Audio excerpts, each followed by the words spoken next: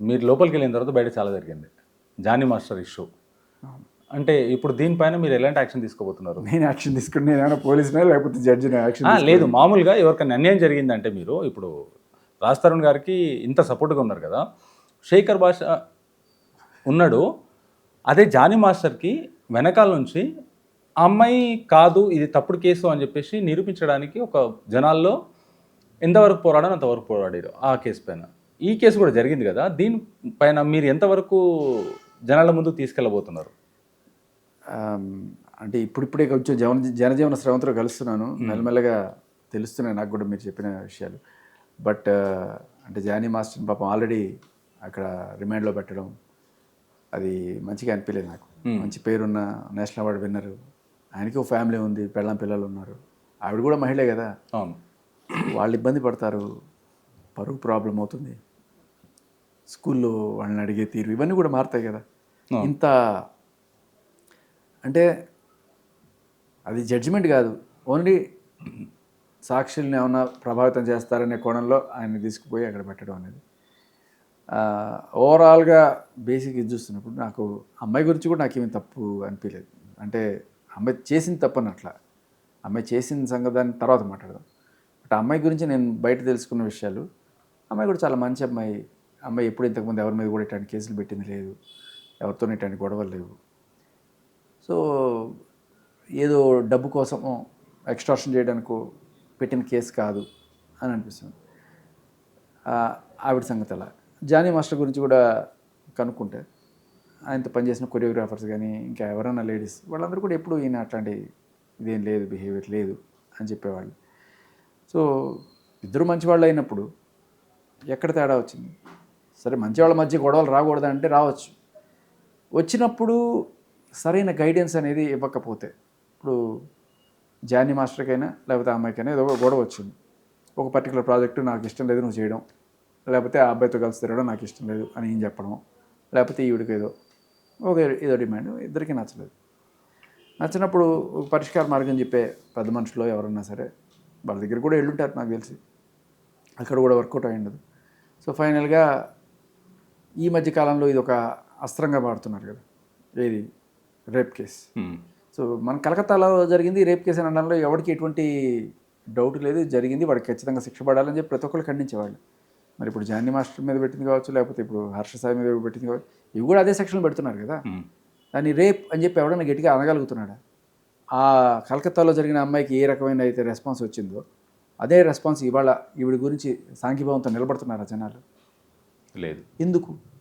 Simple reason, కలిసి కొన్నాళ్ళకి travel చేసి ఏదో ఒక చిన్న మనస్పర్ధో లేకపోతే ఏదో గొడవో, ఆయన కొట్టాడో నువ్వు కొట్టావో, ఆయన తిట్టాడో నువ్వు తిట్టాడో, లేకపోతే ఏదో డబ్బుల విషయమో ఆఫర్ విషయమో ఏదో ఒకటి వచ్చింది, దాని మీద ఇది చేయకుండా డైరెక్ట్గా రేప్ కేసు పెట్టేసి తర్వాత మనుషులను కాళ్ళబేరానికి తీసుకొచ్చే పని జరుగుతుందా అనే ఒక అనుమానం. సో అందరికీ వచ్చిన ఫస్ట్ అది, ఈ 5 ఏళ్ళు ఏం చేసావు? 5 ఏళ్ళు జరుగుతుంది అని చెప్పావు కదా, ఈ వాడేదో అక్కడేదో సినిమాకి సంబంధించిన షూటింగ్ టైంలో కొరియోగ్రఫీకి సంబంధించి ఏదో గొడవ వచ్చిందని చెప్పి అక్కడెక్కడ విన్నది నేను. బట్ ఏదో పెద్ద గొడవే, ఆ గొడవ చిలికి కాదవని ఇవాళ ఇలా మారింది.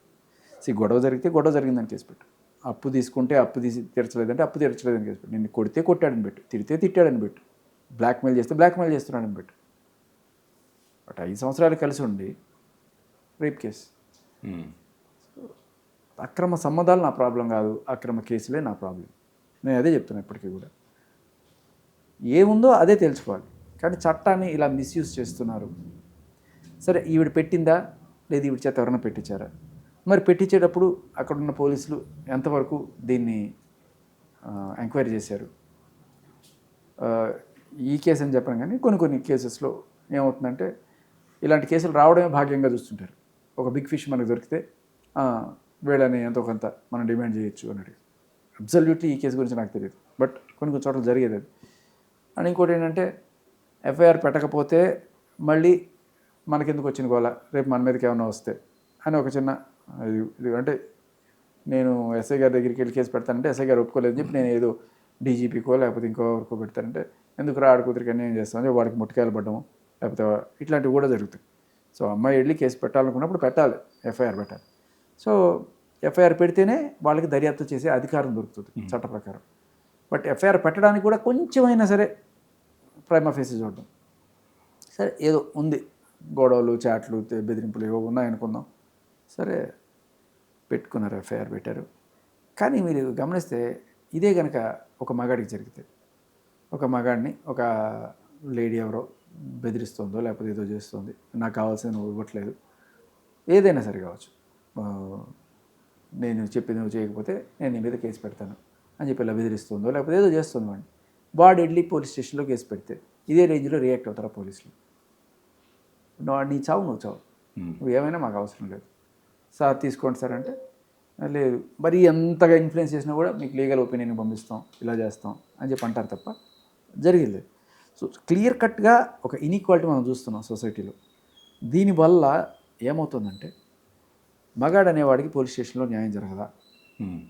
ఇప్పుడు జానీ మాస్టర్ కేసులో ఆయన వెళ్ళి పెట్టలా, బట్ ఆయన లిటరల్లీ అదే గొడవలో ఆయన కూడా వెళ్ళి పెట్టాలి అనుకున్నప్పుడు నిజంగా చెప్పాలంటే ఇక్కడ అందరికన్నా ఎక్కువ నష్టపోయింది జానీ మాస్టర్ గారి కుటుంబం. అవును, ఆవిడకి ఒక కెరీర్ ఉంది, ఆవిడ కేసు పెట్టింది, ఇప్పుడు ఆవిడ పాటికి ఆవిడ మరి కొరియోగ్రఫీ చేసుకుంటుందో ఏం చేసుకుంటుందో ఆవిడెవరు అప్పట్లో ఆవిడకి ఇంకా సానుభూతి పరంగా నా సినిమాలు ఆఫర్లు ఇస్తానమ్మా అని చెప్పి పెద్ద పెద్ద హీరోలు కూడా చెప్తున్నారు. సో ఆవిడకి జీవితంలో ఆవిడకి చేతిలో విద్య ఉంది, ఎక్కడైనా చేసుకుని బతకగలదు. సో జానీ మాస్టర్ లోపలేశారు. ఇప్పుడు బాగా సఫర్ అవుతున్నది ఎవరు? ఫ్యామిలీ, వాళ్ళ ఆవిడ, పిల్లలు. అస్సలు మనం ఆయన రైటా ఈయన రైటా అనుకోవడం కాకుండా ఆవిడ ఏం పాపం చేసింది, ఆవిడ ఎందుకు ఇంత సఫర్ అవ్వాల్సి వస్తుంది, వాళ్ళ పిల్లలు ఎందుకు ఇంత సఫర్ అవ్వాల్సి వస్తుంది? ఆయనకి పెళ్ళైందనే విషయం ఇవిడికి తెలియదా? ఫస్ట్ తెలుసు, తెలిసి కూడా ఎందుకు రిలేషన్లోకి ఎంటర్ అవ్వాలి? ఇప్పుడు ఆయన ఇప్పిస్తానన్నారనో ఇంకోటో రకరకాలుగా కావచ్చు. ఒక వ్యక్తి నాతో ఉన్నమ్మా ఏదో రకంగా శారీరకంగానో లేకపోతే ఎమోషనల్గానో నువ్వు నాతో ఉండి తిరిగితే నీకు మంచి మంచి ఆఫర్స్ ఇస్తాను అని చెప్పాడు అనుకుందాం. ఒకవేళ ఆ అమ్మాయి అలా ఒప్పుకొని ఒక రిలేషన్లో ఉంటే ఫస్ట్ ఆఫ్ ఆల్ నీకున్న విద్య మీద నీకు గౌరవం లేదు, నీ టాలెంట్ మీద నీకు నమ్మకం లేదు.